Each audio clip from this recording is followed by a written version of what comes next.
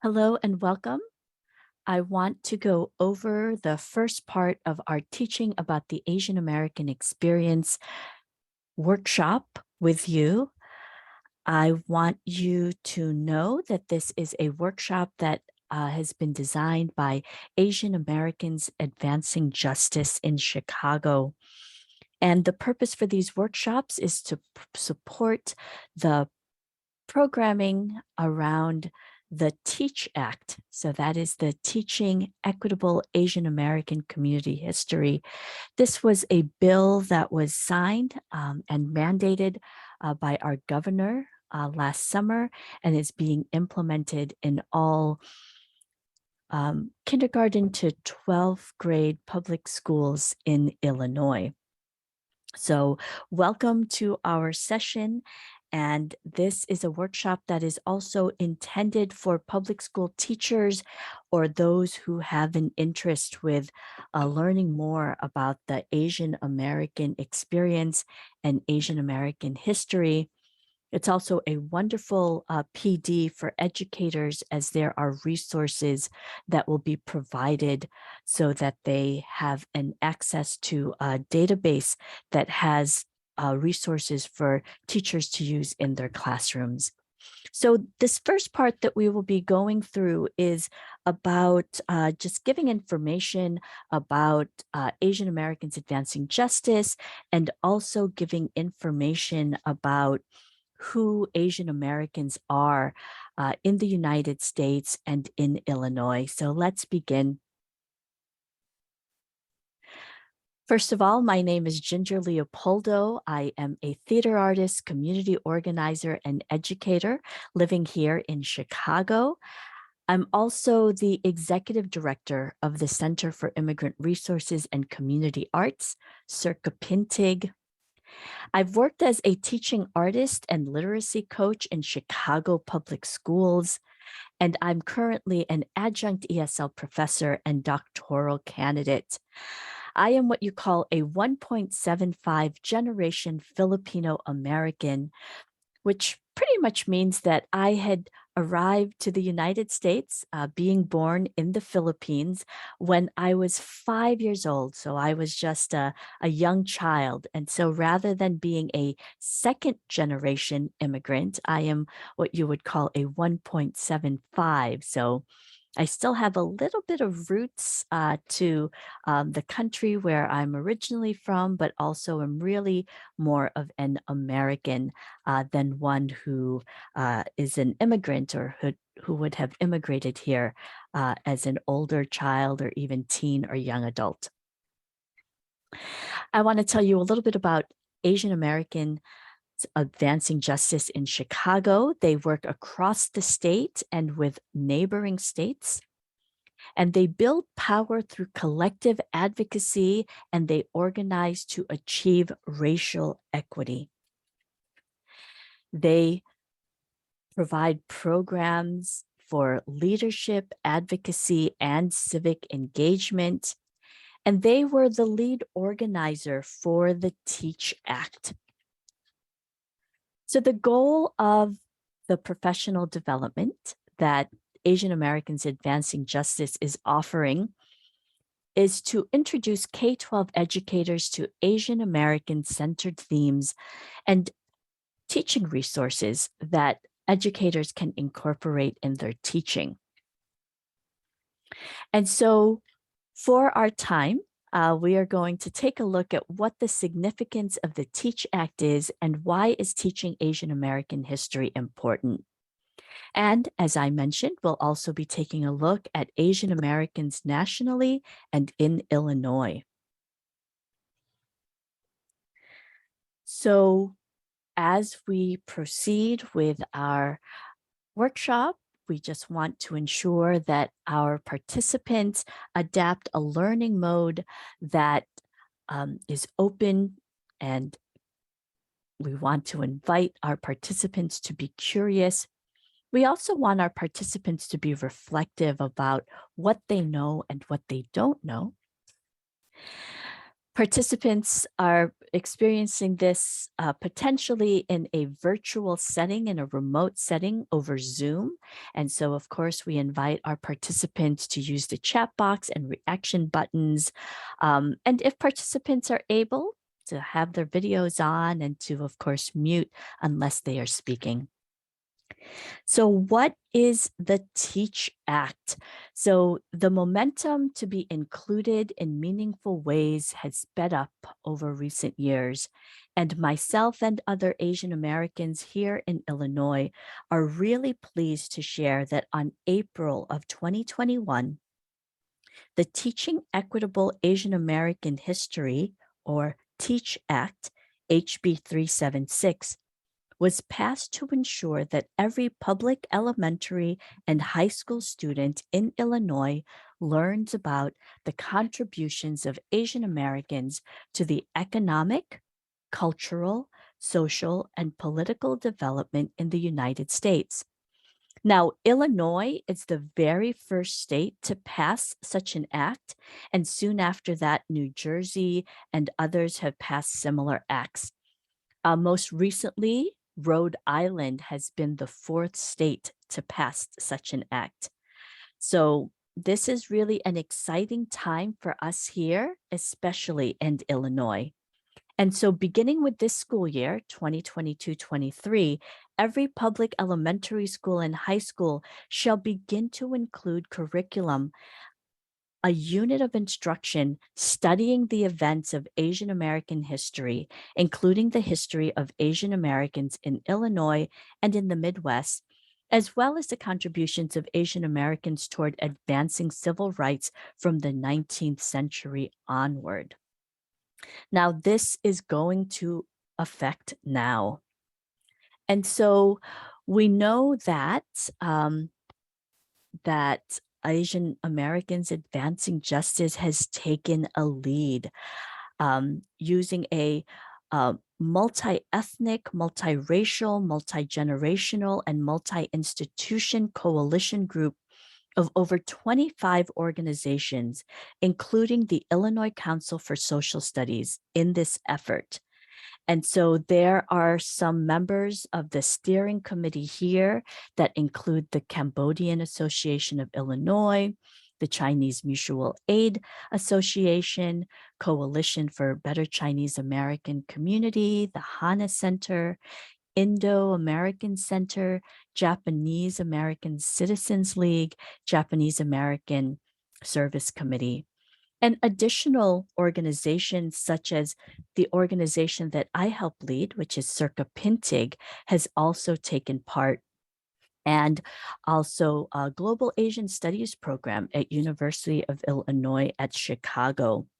Circa Pintig has a 31-year history working in the community and producing plays and leading community events, collaborating with other groups in the Filipino American community and in the broader immigrant community. And we're focused on social justice as well as uplifting and empowering marginalized voices. And we do this in a creative way through the arts. So we also are essentially a theater organization that does this work. Now, Global Asian Studies program, otherwise known as GLASS, is a program at the University of Illinois at Chicago, and they too have had a 30-year sort of fight to activate and has been able to now have a major in global Asian studies at UIC, one of the first ones here in our state as well. So a lot of activism, organizing, mobilization around the importance of focusing on our stories and our history. Now, the TEACH Act mandates the inclusion of Asian Americans, and what we hope is that we are feeling motivated to include this, and we want to consider the impact of not having Asian American stories included in schools.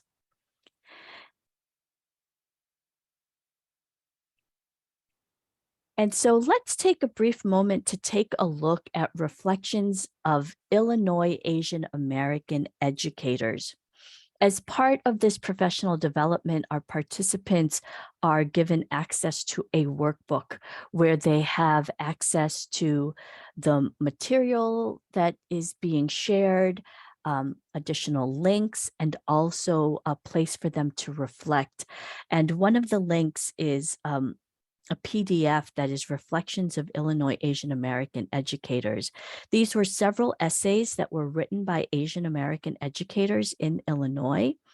And we have the option to assign one of the essays to the participants. But otherwise, I have just gone ahead and chose a few excerpted quotes from these essays.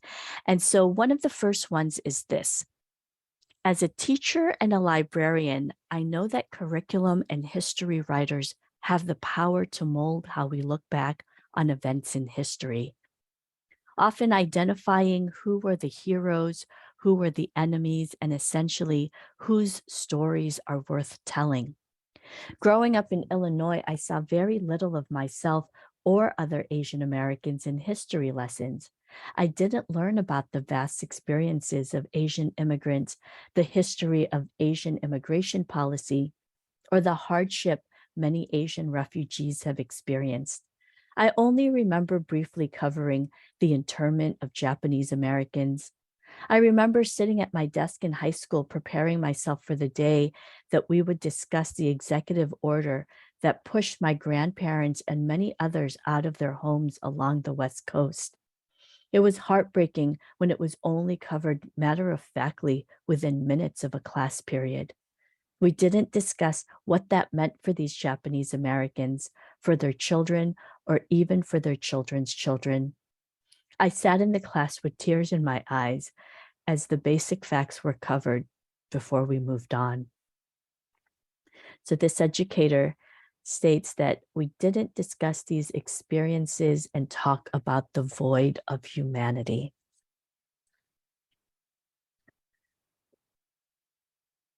As we proceed with the workshop, we ask our participants to participate and share their reflections in the chat box. So we might want to take a look at maybe there's a word that has caught your attention. Here's another excerpt. The absence of Asian American history and culture in school continually bothered me. I wasn't able to learn about my own family's history at home due to refugee trauma, which significantly impacted my upbringing. Because my parents lacked the resources they needed, they pushed aside processing their trauma to focus on surviving in this new country while raising my brothers and me. With little sense of history to help ground my identity, I struggled with what it meant to be Asian American.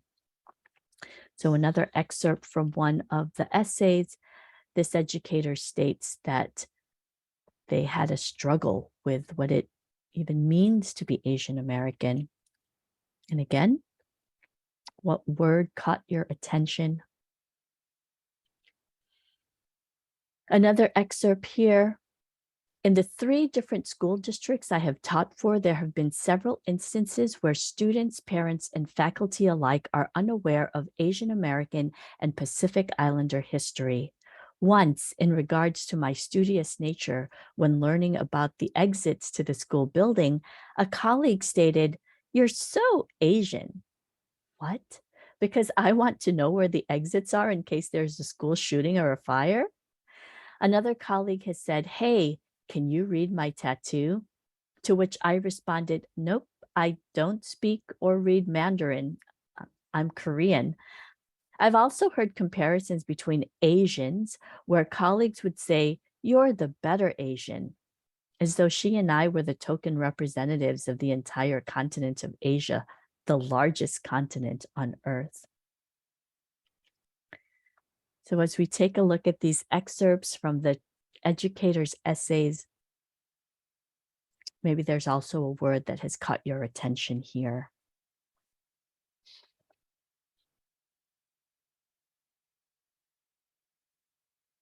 So By ensuring that Asian American history is taught in the schools, Illinois is truly leading the way, the first in this country, in teaching a wider, more inclusive US history, because Asian American history is US history. For Asian American students, it's a chance to learn stories that reflect their individual experiences. And this also provides a framework for all students to better understand Asian American communities, experiences, and histories.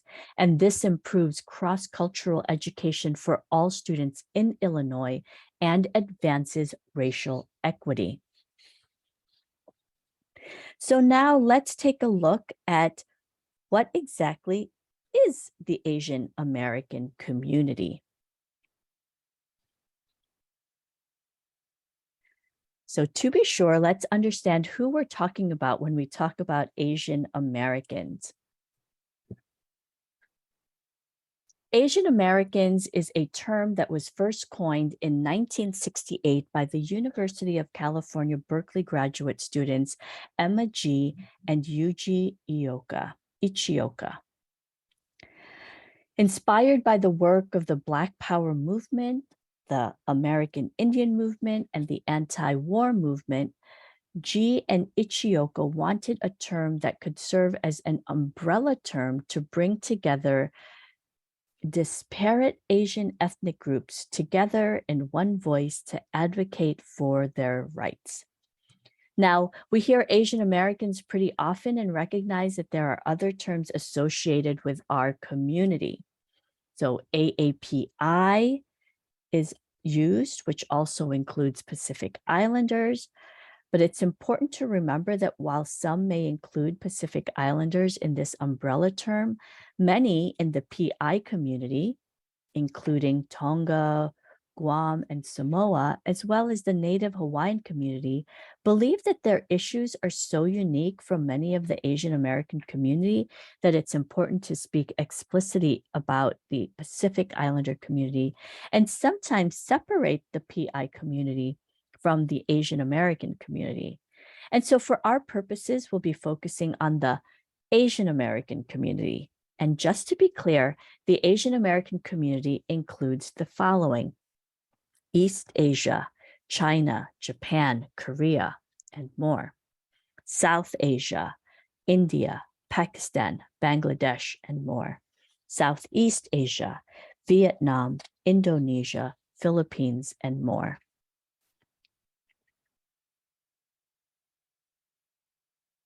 In the United States, the Asian American community nearly doubled between 2000 and 2019 to surpass 46 million by 2060.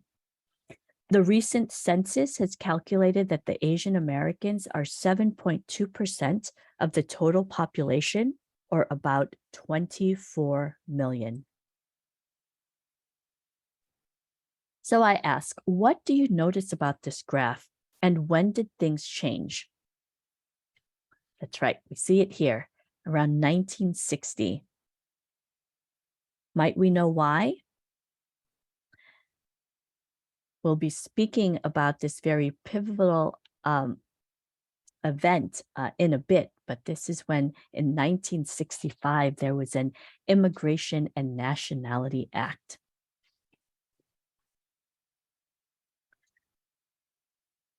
And we can see that the growth of our community is outpacing overall growth in places like New York, Michigan, and Rhode Island,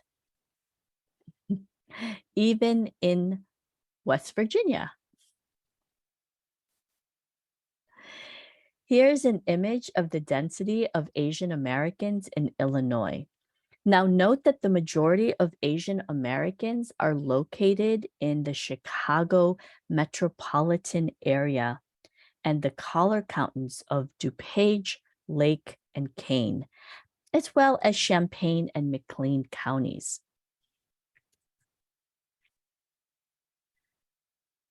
"800,000 Asian American and Pacific Islanders are in Illinois," making up nearly 6% of the state's population. So this means that there are 25 Asian and Pacific Islander languages spoken in this state. And let's consider what that means. Here is a chart that indicates the more frequently spoken Asian languages and people's ability to speak English as another language, either very well or less than very well. Notice that the low percentages of those who speak English less than very well are those who speak Urdu, Hindu, Telugu, and Tagalog. Have we any thoughts on why that is? And I'll go on ahead and highlight for us those languages. So there is Urdu, Hindi, Telugu, and Tagalog. We see that the language is either spoken less than very well. So that's 27% for Tagalog, 30% for Urdu, 21% for Hindi, and 22% for Telugu. So just note that these are where US and British colonization has happened.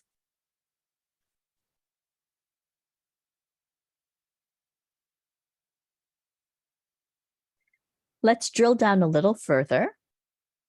What do you think are the top 3 largest Asian ethnic groups in Illinois? Take a moment to think. And now here is our slides. The top 3 largest Asian ethnic groups in Illinois are Indian, Filipino, and Chinese. If you recall the map of Illinois, you can recall the concentration of the Asian American Pacific Islander community residing in the Chicago area. And more specifically, more than 80% of AAPIs live in the Chicago metropolitan area, with 50% living in Cook County alone. Now, here is a fantastic interactive map of the distribution of the Asian ethnic communities in the Chicagoland area. This is found in a link that is provided to you in the workbooks, but we can see here that, again, there are large numbers of Asians in these areas here. So I happen to live here in Chicago. I live actually in the Chinatown neighborhood. And so, of course, we see many Chinese in residents over here, a lot of Filipinos in what would be the northwest sides of Chicago. So that makes sense. Skokie is also another area where many Filipinos are. And then we see a lot of Asian Indians kind of scattered along the western suburbs here as well.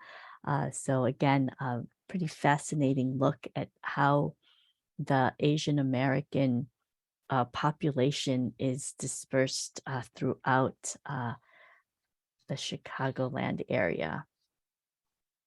Now, given the density of Asian Americans in the Chicagoland region, the UIC Institute for Research on Race and Public Policy came out with this report in 2018. And this is about the state of racial justice for Asian Americans in the Chicago region. The report responded to 2 huge problems that are facing Asian Americans. Number one, that there are often broad surveys and polls that don't get enough AAPI respondents, and as such, they are not included in AAPI-specific data and in their results. And because of this small data set, there is a disaggregation by ethnic groups that can happen, and this makes invisible the real inequalities that exist within the Asian American community. And although this report focused on Chicago, the trends that is found apply to Asian Americans overall. So as an example of the importance of disaggregation, we can notice the range of the Chicago median household income. The largest number here is Filipino, Taiwanese, and then Indian, above the median household level for whites. However, notice that Cambodians, Bangladeshi, and Chinese are the three lowest in the set. And consider the range of educational attainment. There is this notion that all Asian Americans are smart. Now consider this overgeneralization or stereotype to what this chart reveals, that while the 87% of the total population received their high school degree or higher, with 33% receiving bachelor's degree or higher, that's what's in green, notice that Chinese, Laotian, and Vietnamese have lower percentages of high school completion rates. And despite what many think, Asian Americans are held to a higher standard and have lower approval rates for home loans than whites, and have a lower home ownership rate by 6% than whites. Now, if we pull the lens back some more, we can consider income.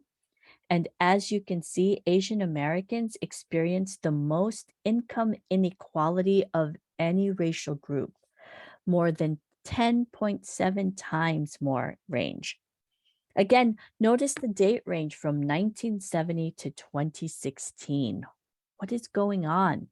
Why is there so much inequality in the Asian American community? Well, if you didn't notice already, 1965 did prove to be a pivotal year for the Asian American community. In 1965, Immigration and Nationality Act was a watershed moment, eliminating racial quotas that defined previous immigration laws that impacted Asian immigration significantly. With that said, while family reunification was a part of this immigration experience, a certain type of immigrant was preferred, privileging highly skilled immigrants, those receiving temporary work H-1B visas and E-1, E5, and well-resourced individuals such as the EB visas. Naturally, that impacts the changing face of Asian Americans before 1965 and after 1965. In addition, the war in Vietnam or in Southeast Asia led to a large-scale migration of nearly 130,000 refugees from Vietnam, Cambodia, and Laos, as well as the Hmong people, who are an ethnic group without their own country. And in 1975, President Ford signed the Indochina Migration and Refugee Assistance Act into law, which categorized these ethnic communities as refugees to be resettled in the US. And by 2010, 1.2 million Southeast Asians found refuge in the United States. So when we have this high level of financial and talent capital on one end, and those who fled for their lives at a moment's notice, it is not surprising that it results in massive disparities of resources among Asian Americans. Selective immigration policies and refugees from Asia equal huge disparities. All right, and we will pause right there. Thank you so much for listening. Again, this was just a bit of what is introduced for the TEACH ACT PDs. Gave you a little bit of information about what the TEACH ACT is, who was involved in helping to support get that act passed, and then of course just taking a look at some data about who Asian Americans are in the country and in the state of Illinois, and specifically in the Chicagoland area as well, but also beginning to understand about what the Asian community is in regards to some of the immigration laws, for example, that has happened. And then looking at the disparity so that the whole of Asian American community can't just be treated as one, but we are starting to better understand how the population and the makeup is. So thank you very much.